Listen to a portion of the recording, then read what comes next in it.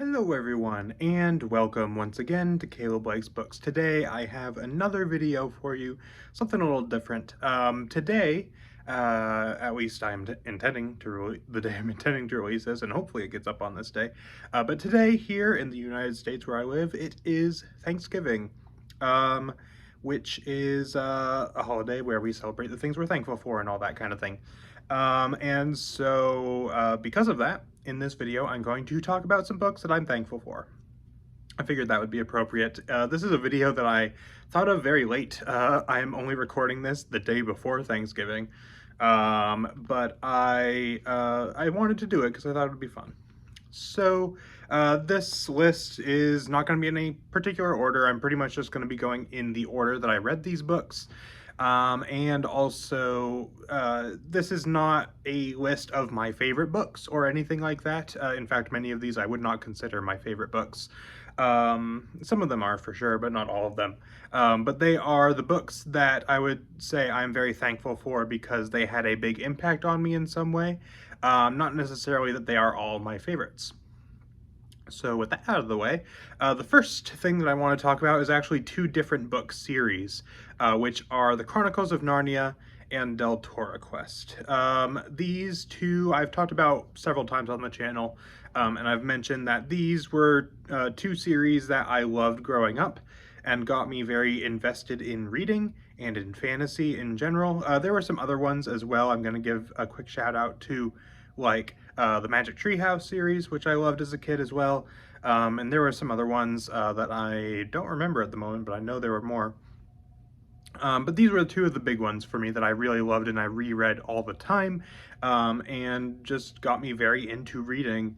I still love these series. I still consider The Chronicles of Narnia to be one of my all-time favorites, and I really enjoyed Deltora Quest when I reread it earlier this year. But they're very important to me and very special to me because they kind of, I wouldn't say they started my love of reading because I liked reading before I read those, but they were two books, or two series rather, that really pulled me into books in general. And so they'll always hold a special place in my heart for that. The next one I'm going to talk about is another set of books, and that is the Star Wars Jedi Academy Trilogy. This one for me I am including because it was my first exposure to wider Star Wars book storytelling outside of novelizations, because prior to this I had read the junior novelizations for the first 6 movies in addition to the novelization of The Force Unleashed. But these were the first set of Star Wars books that I read outside of novelizations. And I had already been a fan of some expanded universe stuff. I had already played some of the video games, for example. But this was the first time where I really got into the wider books and really seeing the kind of thing that could be done there. And those are very special to me. And again, not necessarily some of my favorites, although I do really enjoy the first book quite a lot. But it was just very special to me because it was kind of my first exposure to that. You know, I had already been aware that there was this wider expanded universe, and I was aware of some of the stories and things that were in the books. But this was the first time where I really got to see it for myself and experience a lot of that stuff and all that kind of thing. So this was my first experience with basically Star Wars books as far as original stories. So they are very special to me for that reason. The next one that I'm going to talk about is another Star Wars book, and that is Light of the Jedi. This was the book that got me back into reading as an adult. Some of you may know, I really liked reading as a kid and into my teen years, but kind of towards the end of high school or early college, I kind of stopped reading for a few years. I wanted to continue reading, but I just never made the time for it. And then when Light of the Jedi came out, I decided to pick it up. And it got me back into reading alongside many other Star Wars books, but this was the one that kind of started it.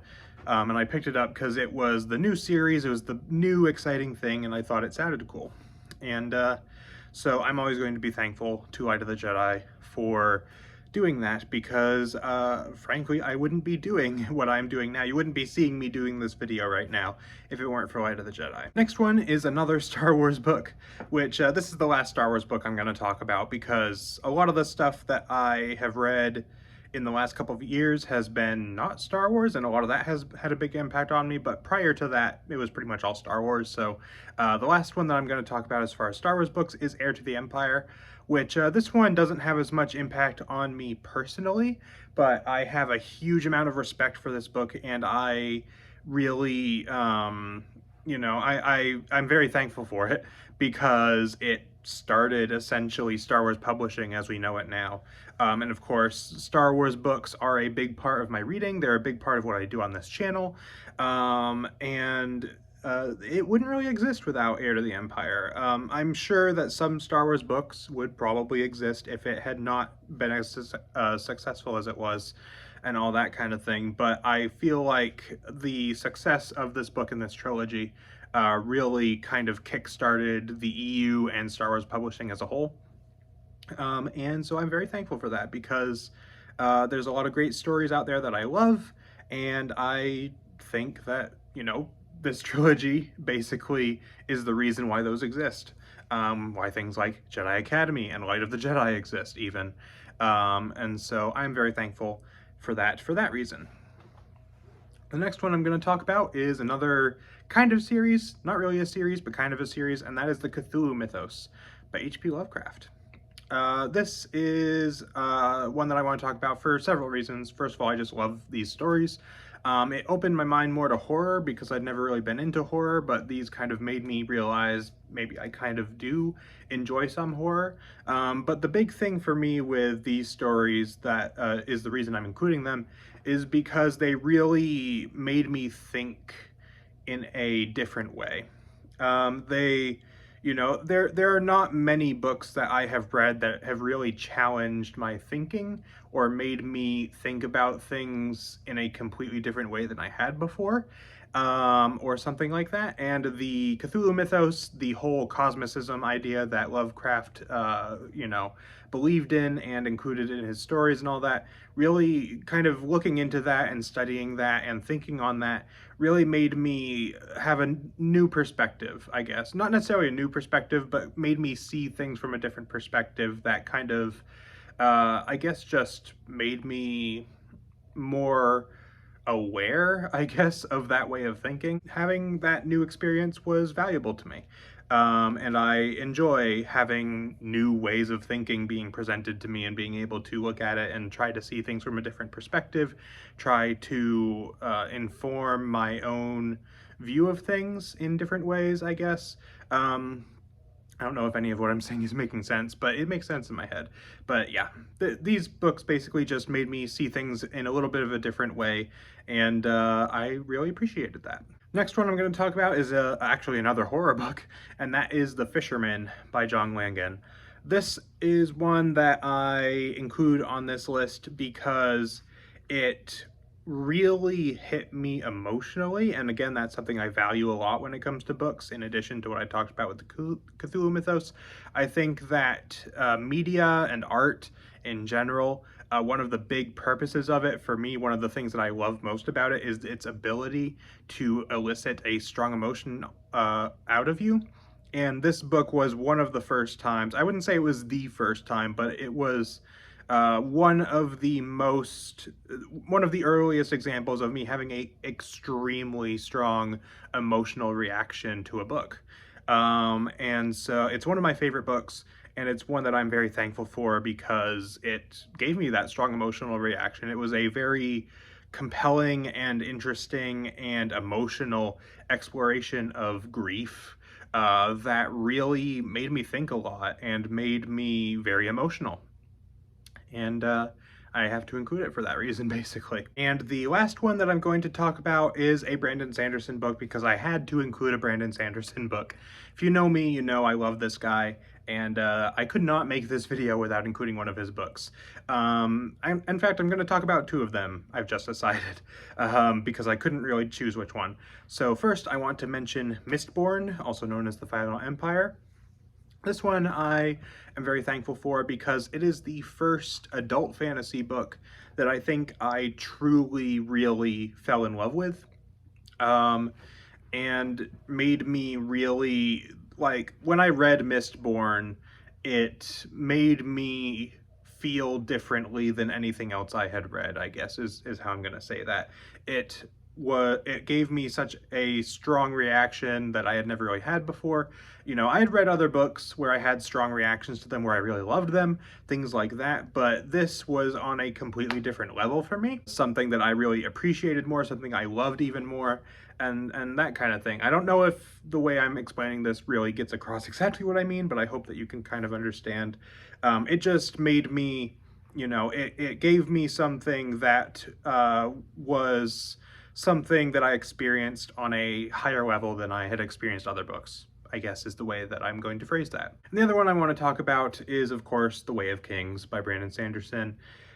This one is kind of a combination of a couple of these for me. It gave me that, uh, you know, higher level of excitement and enjoyment over a book that I got from Mistborn, which, you know, when I read this, you know, Mistborn was like, when I read it, it completely just changed things for me in terms of books. It was like, I have never read something that I've loved this much. That happened, I would say, on a similar level again with Warbreaker, and then it happened again, but even more intensely with The Way of Kings.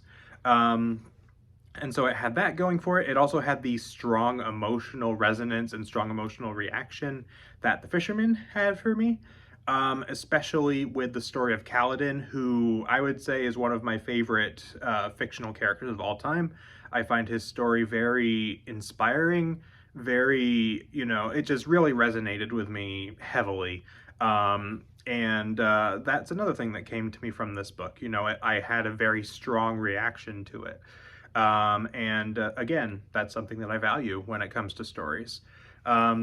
And it also, another thing that this really kind of did for me was the theme of Journey Before Destination, which is a theme that I have believed in for a long time, but this book really kind of hammered that home for me. And, you know, that kind of thing, basically. So many reasons why The Way of Kings is on this list, but I had to include it, as well as Mistborn. I was kind of flip-flopping which one I was going to include, and I decided I'm just going to include both of them. So that pretty much wraps up this video. So let me know down in the comments if you've had any similar experiences to any of these books, or if there are any similar experiences you've had to me with other books. If any other books have gotten similar reactions out of you as some of the ones that I talked about in this video, or if you have other books that you're thankful for whatever reason it may be, let me know in the comments what they are and why. So that's pretty much it for this video. So for all of my fellow American viewers, I hope you're having a wonderful Thanksgiving. And yeah, so that's pretty much it. So thank you all for watching, and I will see you guys next time.